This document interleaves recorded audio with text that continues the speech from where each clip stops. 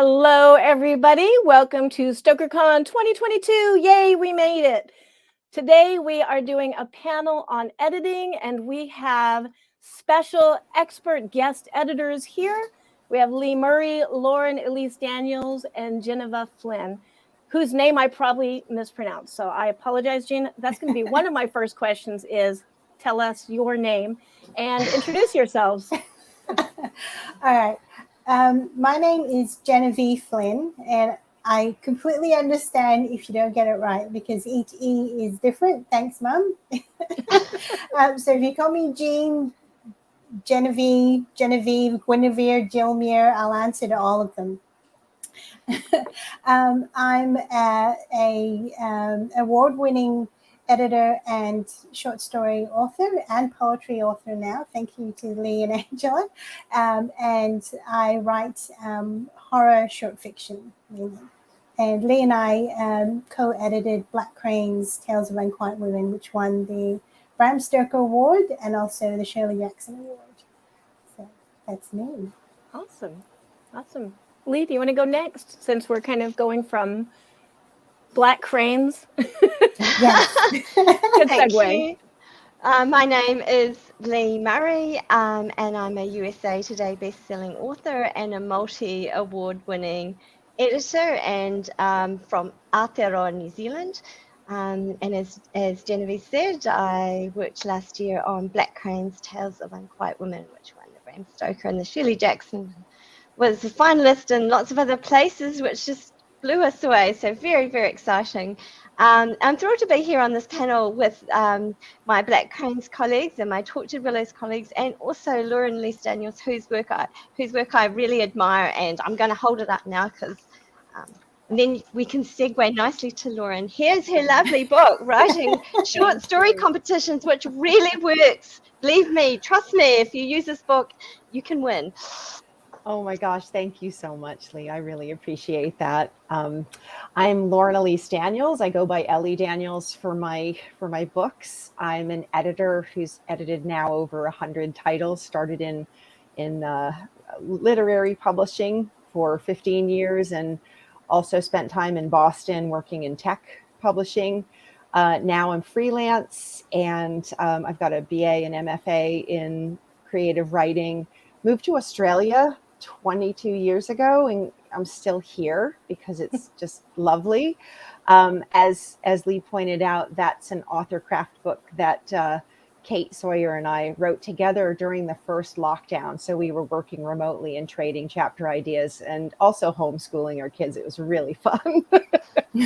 But we wanted to condense what we both learned, as she's a publisher and a competition judge, and I've been a short story and novel, competition judge, and also working as an editor. We wanted to condense it into a slimline volume that walks people through what they need to know when they're submitting. I'm also the author of a novel, which is a dark fairy tale for adults who know trauma. And I'm very excited to announce that our Dark Inks anthology, Generation X, just made the bestseller list this week, and that's edited by the stellar Rebecca Rowland. So thank you for letting me throw that in. It has my short story in there, Burnham Hall, which is a New England Gothic. Thank you. Awesome. That is congratulations.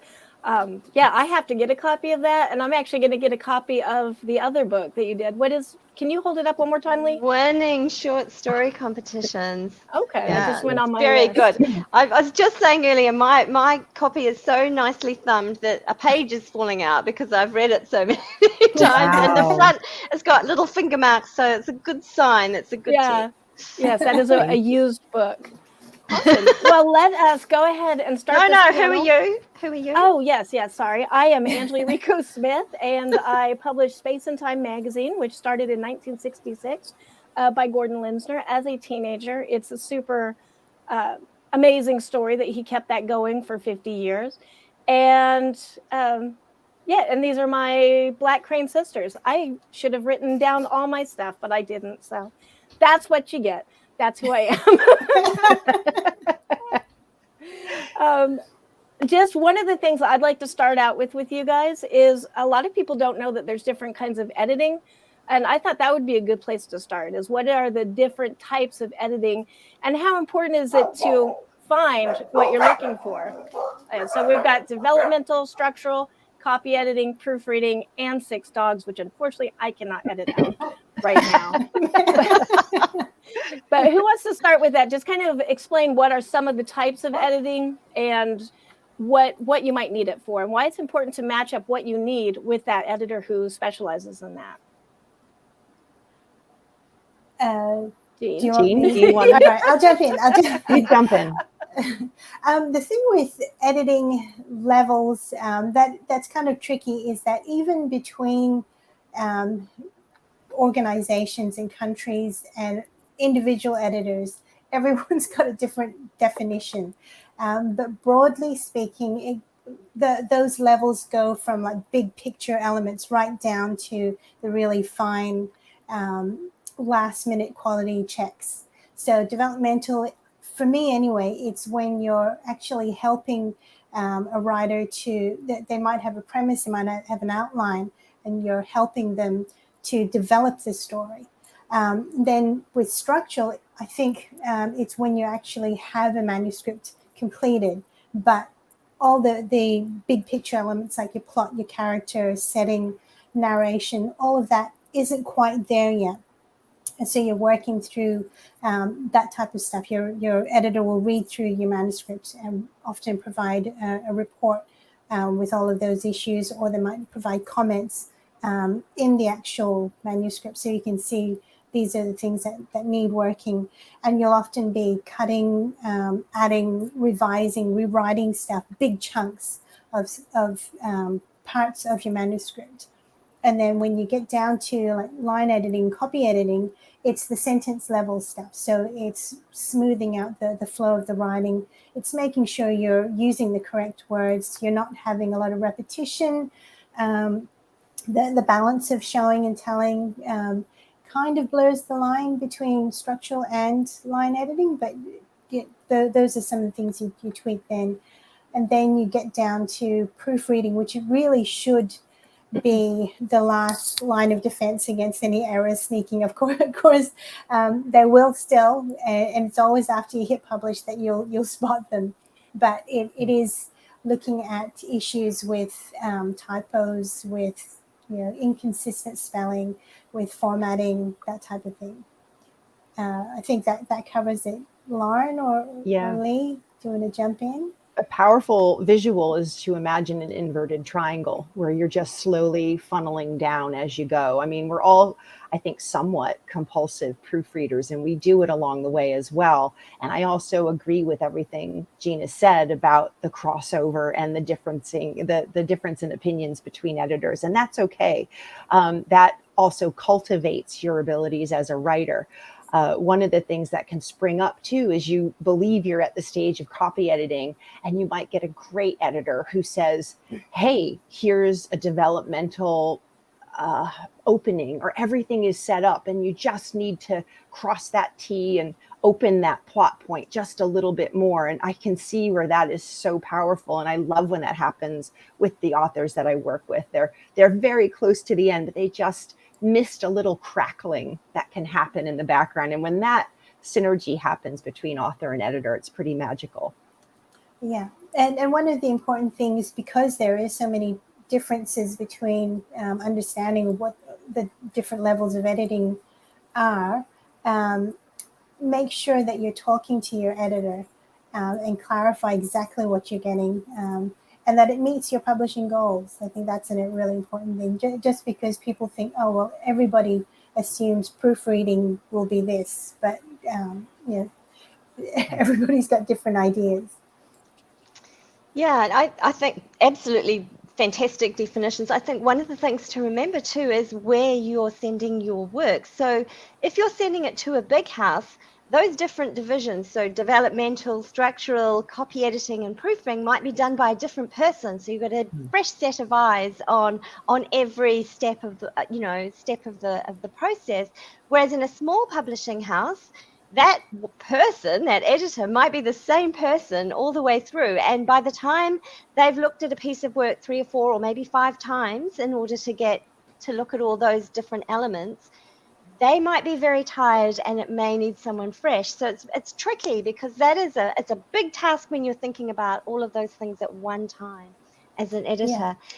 Yeah, so I think the place is also important, the venue, how much money there is behind it, and whether there is, you know, a layer of different people, fresh eyes looking at a piece of work.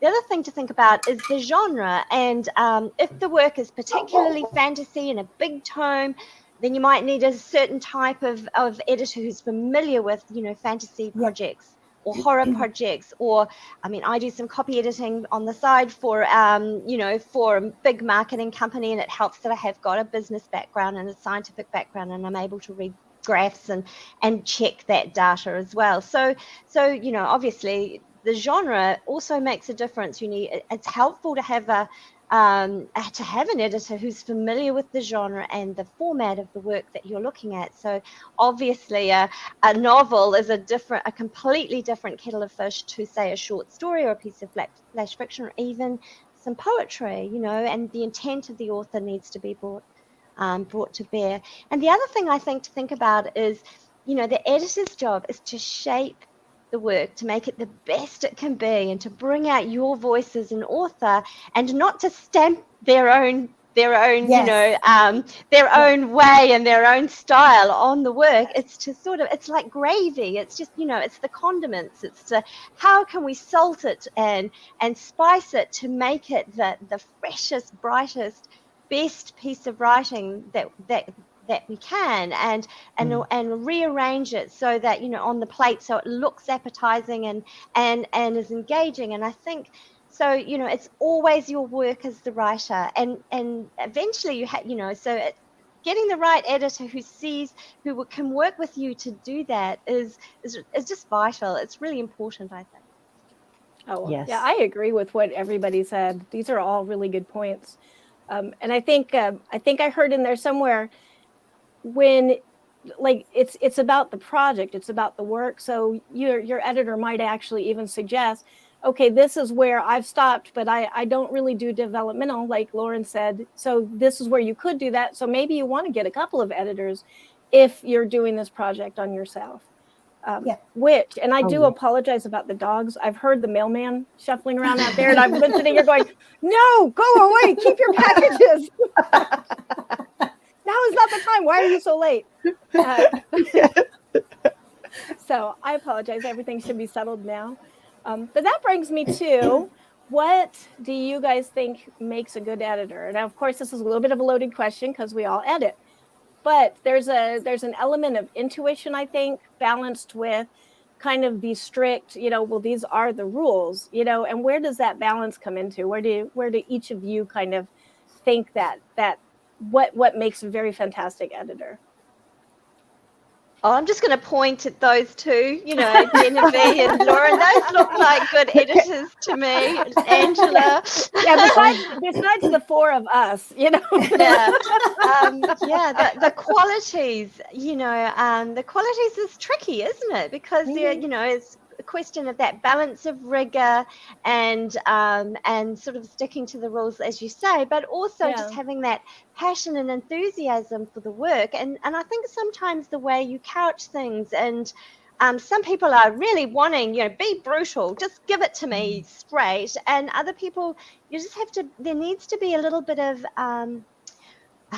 diplomacy in how you approach it, because these are our babies, right? These pieces of writing that we've sweated over and we've researched, and, you know, we've really struggled with sometimes. And so, you know, tread very softly on our dreams, you know. I think so. It's a very fine balance. It's how you approach the writer. I mean, some writers, you know, are really open to it, and other writers can be a little more tender. So you just need to nurture them and keep their boost their confidence in ways that really support the work. So, you know, we're not trying to make monsters out of people so that they get these big egos, but we also need to be very careful, because, you know, it's precious work, you know. And and we're being entrusted with people's work, which I think is a huge privilege, and so we need to see it in that way. So finding the right fit. What sort of editor do you like? Do you want someone to be brutal, or do you want to be, nurtured and coddled a little bit? And so sometimes, finding that editor can be tricky. It can be tricky. I love that you use the word diplomacy. That's the word at the tip of my tongue. You can have all of the skills in the world, but if you're not diplomatic, you can destroy somebody's work. And I think what we have here are 4 editors as well as writers, so we know the depth of our care and love for our craft. Whenever I get an author who says, be brutal, I say, yeah, okay. But my approach is to couch things with evidence in the work, pointing out where things could be tightened up. I also get authors who say, is it worth it? Is it just rubbish? And I say, first of all, I need you to practice believing in this piece of work. When you approach someone, just practice believing in it, because that sets off a vibe. If you approach an editor saying, tell me if it's garbage or not, it just sets a tone. So a gentle belief in yourself is something we're all trying to cultivate. And I think writer editors like ourselves understand that, and we meet the work there, and we understand that this is a writer who wants to get better, who's so close to the work they need someone with that ability to distill their vision and to support them as they try to be the best they can. So as far as qualities, I think it's also that match of heart and head. We're unicorns. Like, the more I work in this business, I see that we're unicorns. We have heart and head and technique and resources, and we can track something down. I just recently, Geneva and I both sort of helped out an author who's working on the Napoleonic Wars. And so I had to go and do a little research at the same time to make sure all the little ducks were in a row there. And that ability and willingness to learn as well, to meet your author where they are, is part of the joy of being someone's support system as an editor. Yeah, I agree with everything Lee and Lauren are saying. I just want to throw in, I think, an editor that, I think Lee touched on it before, reads in your genre and has a bit of a feel of what's happening in the publishing industry. I think that's really important, particularly now when everything's changing so quickly. Yes.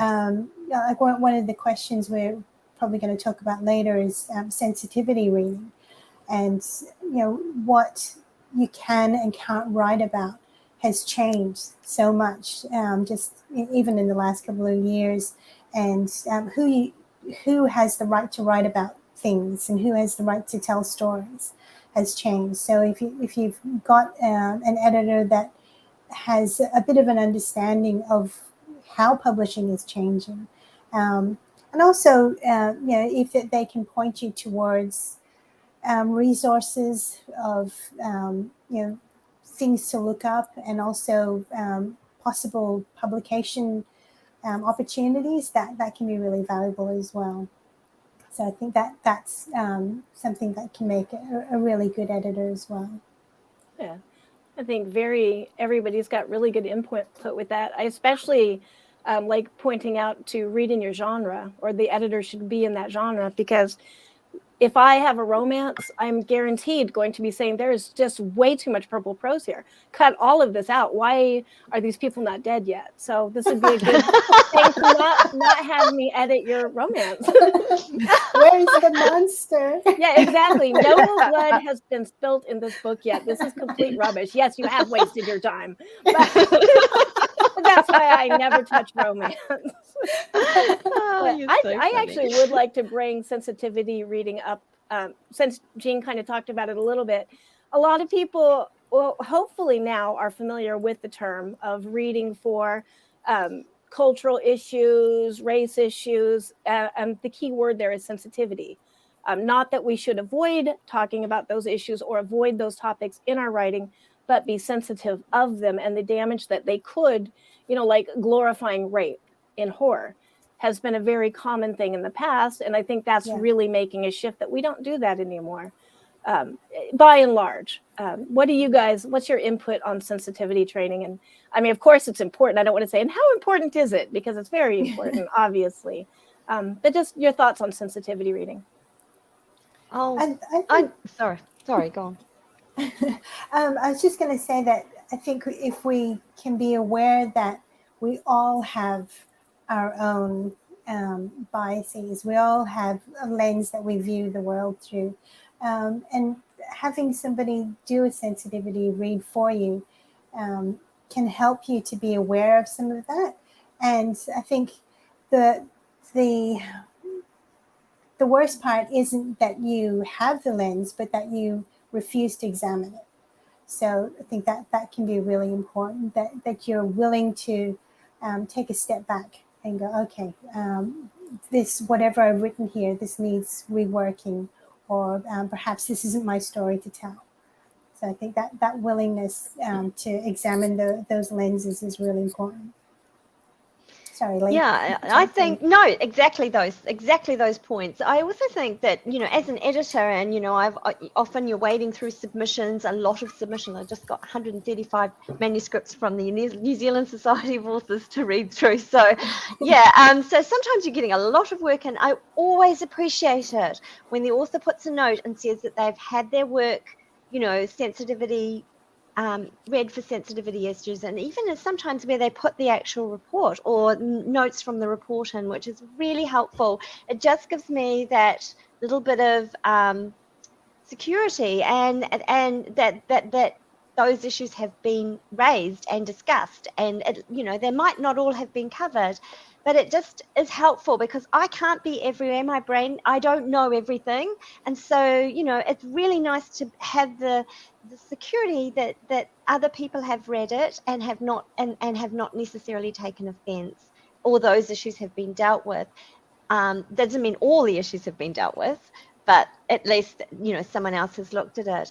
And I also think, I think it's really wonderful when you're seeing the breadth of anthologies that are coming out now, that often the editor has some knowledge and understanding of the topic, or the the group, or the geography that's being looked at. You're getting lots of anthologies, which is wonderful, from people of colour, from LGBTQ community, and all sorts of things like that. So it's really nice. I think when I think perhaps of Black Cranes, for example, and Geneve and I were talking about the scope of it, because Asian women in horror could be a big area. And Genevieve and I did a book club discussion with an Indian book club, and they said, well, why aren't we in it? Where's our book? Where's the book for us? For Asian women, should have included us.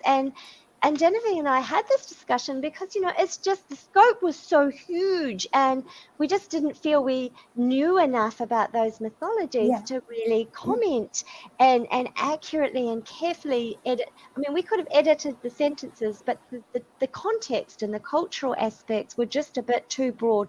So we had to bring our topic down to something that we felt comfortable and safe. Not entirely safe because it's very subversive horror in the first place, but just, comfortable working with. And so, because otherwise it does just mean a lot more research, and you still have to run it by other readers. So, it's a big issue, and it is very important now, because we, as Genevieve so clearly pointed out, we all have biases that we're just not aware of. And so just knowing that and just getting more eyes on the work is always helpful. How about you, Lauren? I think I'm loving what I'm hearing, and I was excited about exploring this question with you, because I often see manuscripts where there are insensitive moments or caricatures, and I think the most guiding light I learned from my studies was honesty. And my teachers were so dead set on that. I mean, this is back in the 90s, and they were saying, we have to be honest. Like, everything about writing, no matter what you're writing, is, even if you're making it all up, you're still striving for authenticity and honesty. And cliches, caricatures are dishonest. They're shortcuts. And when we can recognize that in our work, and not feel, horrible, but say, there's something in me that's drawn to this group and I want to learn. That's, again, that willingness to learn and to explore and talk to people. And there's this other analogy I've used with writers is I've said, imagine you're at a dinner party, people keep asking you questions, but someone else is answering for you. And it's going on for thousands of years. Okay. Yes. Like that is, and then they say, oh, and that's not about political correctness. I even despise that term, because it's about letting people have a voice, letting people tell their stories that have been taken from them, and to respect that we don't know what it's like. I think that final one is, people can sometimes say, well, I can see the common ground between my group and this group. And it's like, that only goes to a certain point.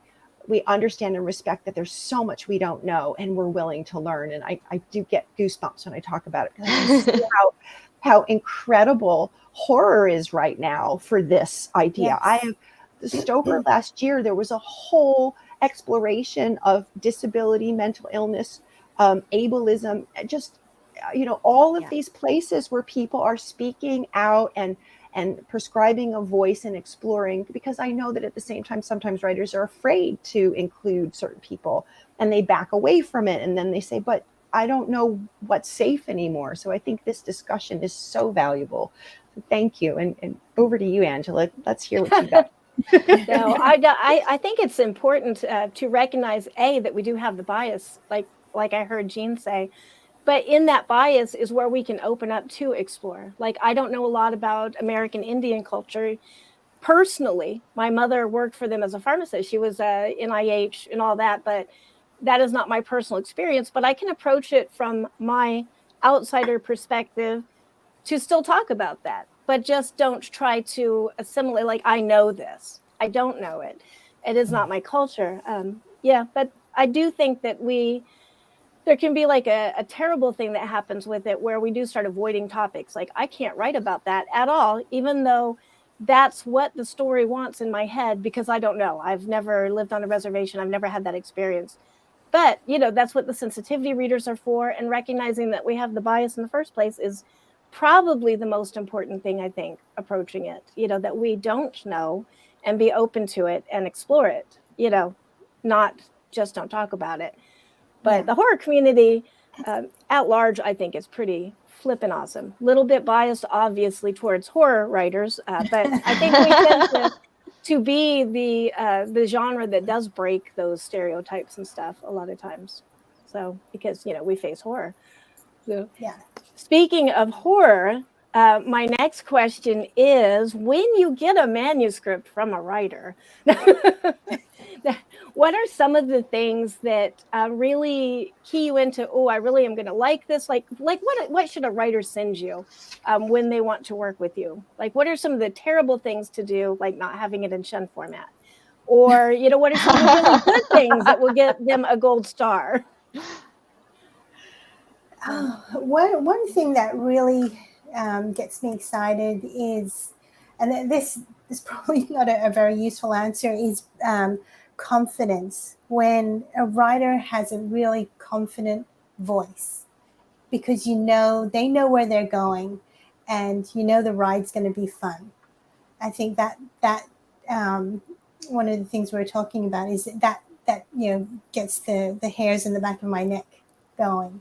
And it's something that you can develop over time. I know new writers are probably wailing, going, "Oh, that's so unhelpful, Genevieve. Thank you very much." Voice, what the heck is that? But when you're opening up a story from your favorite author, their voice, and that they know where they're going, and it's going to be a good ride. So I think that's one of the things that works for me. Another, I recently did the Treacherous Settings workshop with Mark Anson for the Horror University, and that was excellent. And he had a really good way of describing why setting is so important. He said it's like, imagine you're in a theater, and the lights are still up, so you kind of still have that awareness that you're entering into a story. You haven't gotten there yet, but then the lights go down, the curtain opens up, and then all of a sudden the stage is set. And so when an author sets a stage with panache and economy, I think that also really sets you up for a good story, because again, they know what they're doing, and they've taken the time to orient you to the location, to the genre, to the character, and the conflict. I know that's a lot to try and fit in to the opening couple of pages, but I think that's that shows a writer that knows what they're doing. Awesome. It's lovely to hear you mention the Horror University as well, because I attended Gwendolyn Keist and Karina Yes. Bissett's, and they were fantastic. Me too. They're awesome. Wonderful. Yes, I'd like to sign up for all of them. Yes. I think there'll be a whole new set for the StokerCon period. So this you're talking about the spring, university, and in fact, and there will be a new series of fabulous workshops for the actual StokerCon weekend as well. So looking forward Which we're in right what now. they will be. Yes, Yes. yes, Time traveling. Yes. we are. We are. In the future, we predict. So, I totally agree with everything that Genevieve said there. And but I think for me, first of all, it's just such a privilege to have someone send me their work and trust me with their work, and that I won't wreck it, and that I will treat it with respect. And for me, that's already a shiver down my spine when someone says, "Would you look at this?" You know, I trust you to look at it. The next thing is, does it fit the call? So if you're writing, it's a horror novel, and you've said it's a horror novel with paranormal romance or whatever, does it fit that? Does are you sure? Does it actually fit the call? And secondly, does it do something fresh within that? So if if we just think about Generation X, which is a wonderful new anthology, I can just imagine all the different things that don't fit the Generation X. It's nearly Generation X, or I might just mention Generation X at the end of the story, on the last line, and that will make it fit. That's the first thing that'll make me shudder. If it fits the call straight away, I'm happy. And then if it does something really fresh and outside what everyone else has done, then that will make me sit up and pay attention as well.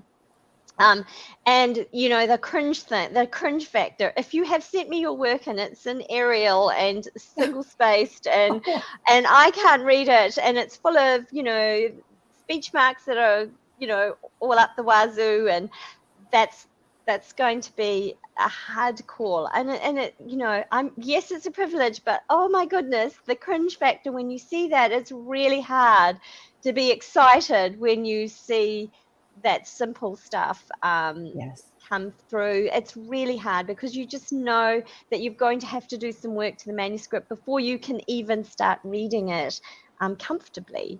Yes. And you're envisioning the work you need to do if you're doing an anthology to get everybody uniform. We mentioned shun.net before. William Shun. We should spell that out for the newbies because that is so critical. Just go to the website, Shun, SHUNN, and check out his classic or contemporary format. Doesn't matter, but that is sparkling. And like when I just did a short story competition judging, I had to get everything down to a short list from 202, I think, manuscripts.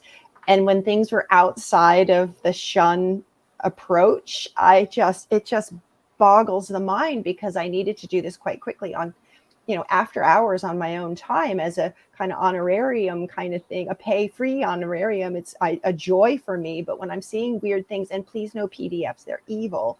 I can't, they're just evil and not in a good way. So I had to get that out of the way to sort of amplify that earlier message. And then what I want to throw in, because in that book that Lee pointed out before, I list out things like structure and scene and characterization, all those wonderful things. But resonance is the last category that really gets me. Imagine 200 plus titles. I'm a judge. I'm going through the spreadsheet, and I've read them all, and I've got to go from long list to short list to top 10. And I'll tell you what, when I look at that title, or that I'm shifting through and I look at the opening page, and it makes me feel something. This is, again, that heart and head unicorn thing. I want to feel something, and I want to intellectually feel a promise. I want to feel like this author's taking me someplace, challenging me, showing me something, teaching me something, and also giving me an emotional experience. So that, and I know this is a lot to take in if I know you're writing this all down, but that's what the editing's for. You just keep approaching that heart and head combo, and then your reader's in a thrall. They're on the train reading and they miss their stop. I mean, that's what we want. Yeah. Yes. Yeah, everyone misses their stop. That's exactly what we're looking for. Get on the train. I think it's important, like all three of you have brought up the importance of the shun formatting, the proper formatting. And it always brings me back to, I remember Jonathan Mayberry saying one time, I might have these numbers wrong, so forgive me, Jonathan, if you watch this. It seems like they got like 10,000 submissions for something, and they wound up taking 800, or not taking, of course, but looking at 800 because they got rid of everything that wasn't properly formatted. And that right there, that is such an easy thing to do. I literally have, I cheat, and I have a template, and I just copy and paste it, and it's X is where I need to put the title, and everything else is, you know, it's so easy. And yet I think that's probably one of the major reasons for rejection right off the bat is improperly formatted. Editors are time poor, aren't they? So, you know, and if you've got 10,000 entries, you know, and you've only got, and in that particular instance, Jonathan had one space. Yeah, and he had that's right. 10,000 entries. So, you know, you've got to find some easy, arbitrary way of deleting some of those entries, because you know that more than one is going to be suitable. So it just makes for a very easy way. And if your writer can't follow instructions, very clear instructions about how to submit a piece, then that sort of, it doesn't bode well for the rest of the relationship. So that's a great point, Lee. I just want to jump in and say, if they can't, that's the vetting process. If they can't follow those instructions from the formatting, how are they going to go with sharing things on social media, or the whole editing process that happens after the contracts are signed? Are they going to argue about a semicolon, or just not return the manuscript when you need it because you have 22 others going into an anthology? That's the little behind the door insight that I think people really appreciate when they understand why editors are making the decisions they are. They're kind of testing you, like, are you going to play well, or are you going to make me cry? You know? And if it seems harsh from that perspective, you have to understand also that editors are also almost always writers as well. And so they're balancing this editing usually to help somebody. There's not really a lot of glory or pay, I think, you know, in most cases. You know, we do wind up doing a lot of charity work, and taking that time away from our own work to help somebody else, just give it to us in shun format in the first place and make us all happy, because we want everybody to succeed. So that's it. That's it. That's totally it. Yeah. If you take away anything, formatting. Editors are on your side. They really, really are on your side. You know, we're like your invisible friend. I think I did a workshop on this with Genevieve before, and she mentioned that the editing is an invisible job. It's an invisible position in this scenario. And I think if you remember that we want to be invisible, we want you to be so proud and so happy at the end, you know, and have that glory, and just we're in the background like, that's what we're about. Yeah, absolutely. So that probably brings me up to my last question. Then why is it that editors need editors? Shouldn't we know everything? Oh, that's a good one. I can start with this one. I'm all jazzed up from this conversation. And this is me, by the way, not saying I don't need an editor. Please, God, don't think that. I love this, because when I published my first book, and I said to my workshops, I said I had 3 editors look at it before I even submitted it to the publisher who I'd worked for 12 years and who rejected me on the first approach. He said, no, try this. He sent me away. And people said, well, you're an editor. Why would you do that? I said, well, the 3 editors I asked to look at it, one is a narrative expert, and he wanted to make sure that my narrative was watertight. My point of view was watertight. And I had a couple slips.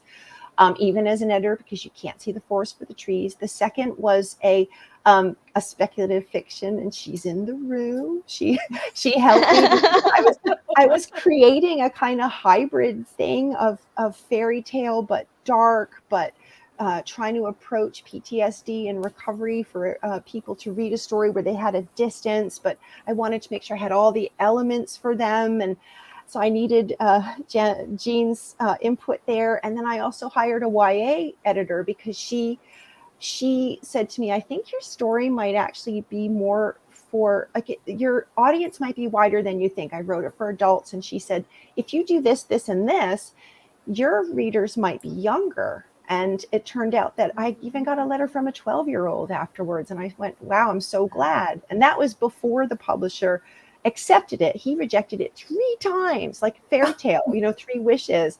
The third time, I'm sorry, he rejected it twice. The third time was a charm. And that process was quite apparent that I couldn't see it. I had all these plates spinning, and I needed someone to say, like, Jean and I also look at each other's short stories, and she says things like, you've got it all set up, just do it.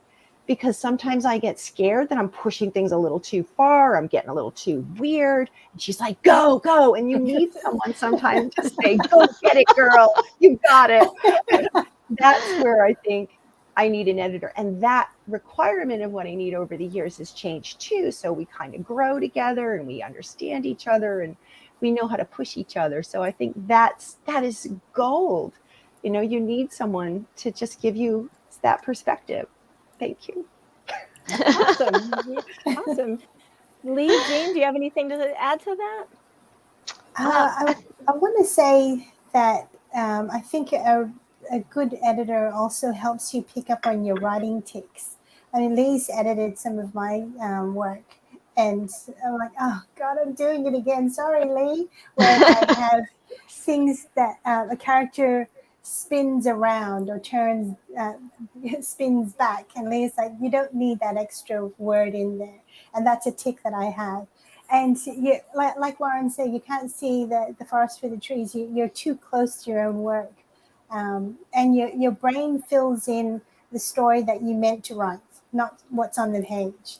And yes. So an editor is always going to be that objective assessor that says, you've almost got it.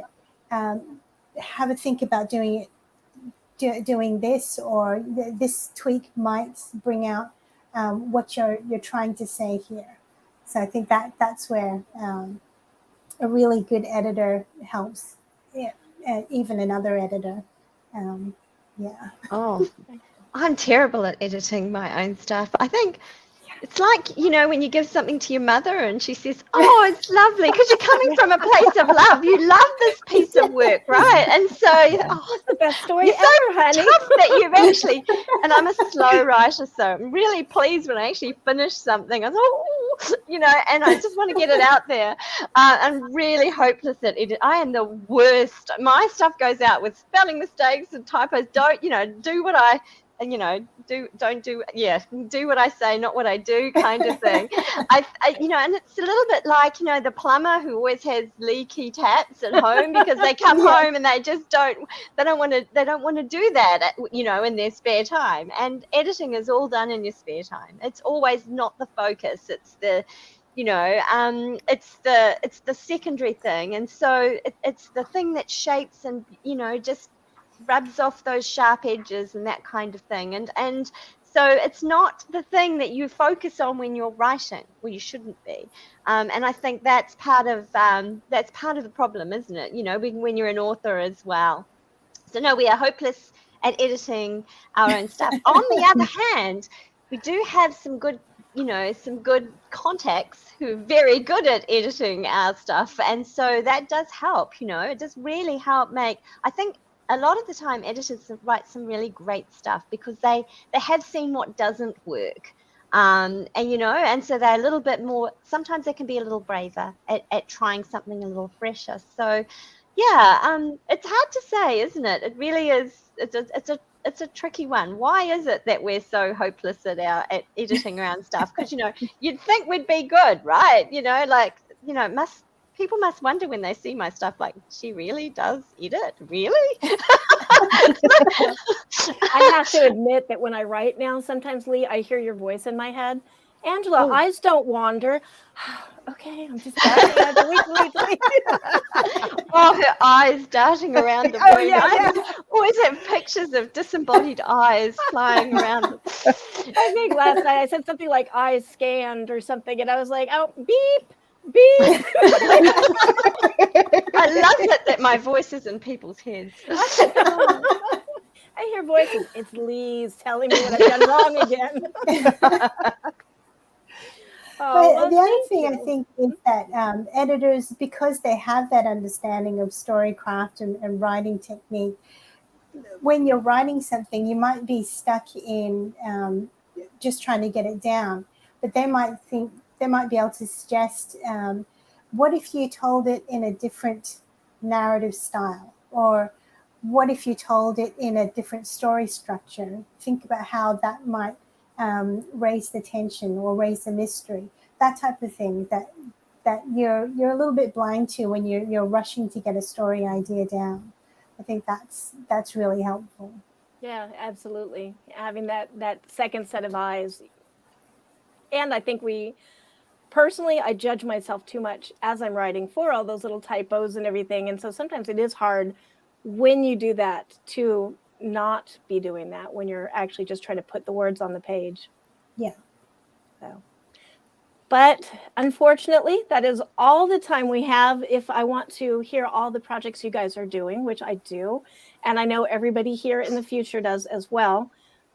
So go ahead and tell me, what are you working on now? Like, what's coming up in the near future? What might actually be out at this time in StokerCon, which is coming up very soon?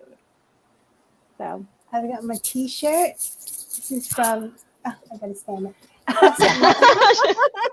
Classic Oh, Monsters wow. and Dreams is going to be out July 12th in the US, July 13th, which is my birthday. Oh, happy birthday, birthday. future birthday. So that's got my story. They Call Me Mother, which I'm absurdly proud of. Oh, awesome. Yes. Have you read that, Lauren? Have you already Yes, read I that? have. I haven't read Oh. that yet. I can't wait. Boom. Yeah. That's all I'm going to Excellent. say. Good. Excellent. Excellent. Yeah. I don't know. I've got. I was talking to you guys before about my Chinese pirates story that I want to write. Yes. It's about Qing Shi, who is the most successful pirate in history ever. And some of the depictions of her depict her as, she did it for love, or she did it because she wanted family.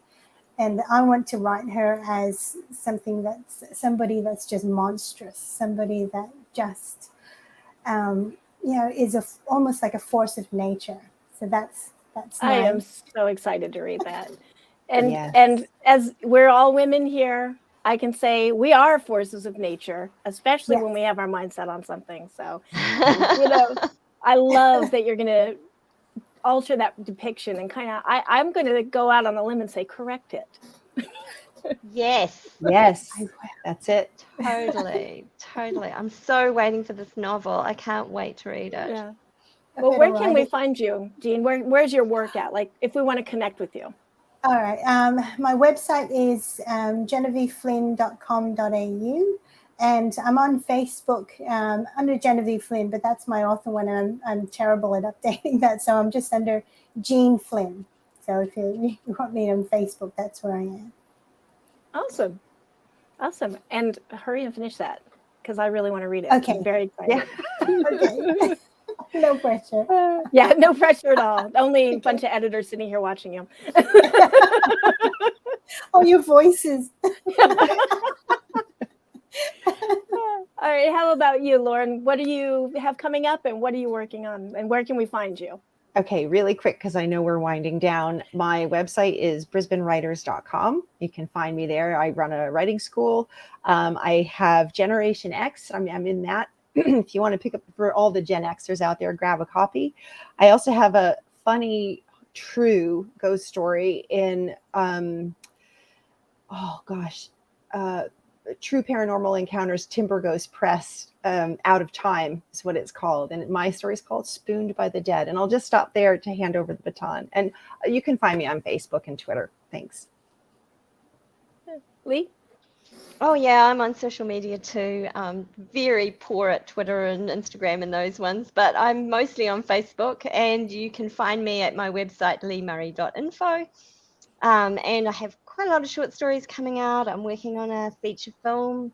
I signed a contract today for the Spanish version of my middle grade title, Dawn of the Zombie Apocalypse. And I'm also got something else on the boil in the book to film sort of side. So lots of interesting things happening for me. And I have a novella coming out probably now. So StokerCon time or just around about from Crystal Lake Publishing, which Angela is in, and Maxwell Gold. And so looking forward to that. That's going to be on looking at horror and war. So it's been fun. It's been fun writing that. So and currently we're working on Unquiet Spirits, which is a sort of follow-up to Black Cranes and Tortured Willows, which Genevieve's writing for and Angela's writing for. And so that's coming out from Black Spot Books, but won't be till 2023, which is, I think, Yes. Black Spot's also doing Classic Monsters, Genevieve. So Yes. it's all very incestuous, isn't it? You know, all these editors. We know these great editors. So lots of exciting things happening. So thank you. Yeah. Oh, that's so awesome. I am very excited for everybody. You can find me on social media and at angelaySmith.com. And yeah, tons of stuff coming up, but we are short on time. I just want to congratulate from us to all the finalists right now. We don't even know who you are yet. We don't know who the finalists or I don't know when this panel is going to happen, but it could be we actually know who wins the Stoker. So congratulations on that. And yay, we're at Stokers. So thank you so much, Thank everybody. you. Thank you. Thank you. And Thanks have a for good having us. StokerCon. Bye-bye.